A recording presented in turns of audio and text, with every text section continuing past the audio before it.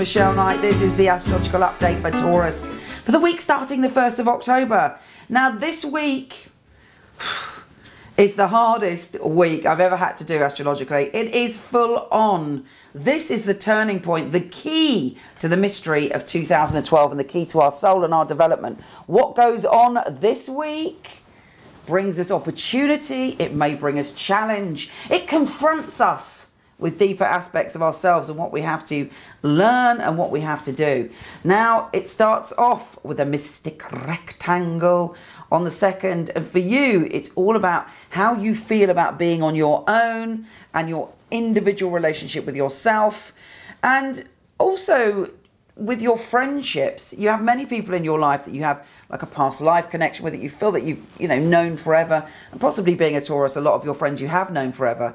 But this mystic rectangle could bring someone else into your life that reflects something very important to you. Look out for new contacts, embrace new people, celebrate your friendships this week. But also try to avoid letting your insecurity rule your emotional decisions this week. You're being urged to be very honest with yourself about how you operate in the real world as an emotional being and how your vulnerabilities control the way that your life is going. And being a Taurus, one of your go-to comforts is routine and doing the same thing over and over. But that also can be the biggest curse for you, because you don't live to your full potential sometimes because you're holding back, because you're more happy with the familiar. This week you may be urged to go out of your comfort zone and stretch yourself, or you may be shown any negativity or any destructiveness that your bad habits are teaching you.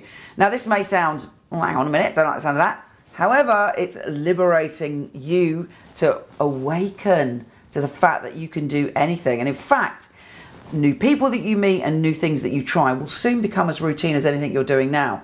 That is the magic and mystery, that anything we do eventually becomes familiar.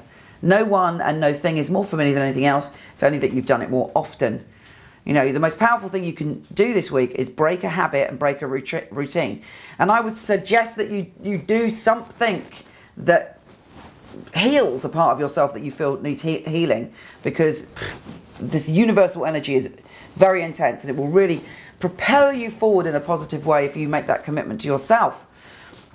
Now, there is a Grand Cross, and Venus actually is making you feel very optimistic about love and wanting playfulness and wanting fun. If you've hung around in a negative relationship for a long time, for security, for instance, your soul is awakening to what you really need when it comes to love.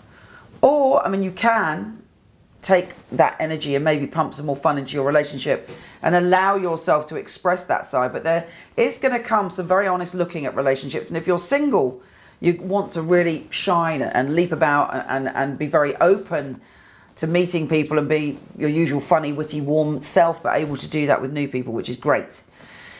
Now, Mercury, the planet of communication, and Saturn are again cheering you on when it comes to relationships and making you look at what commitments you want to make to yourself and other people.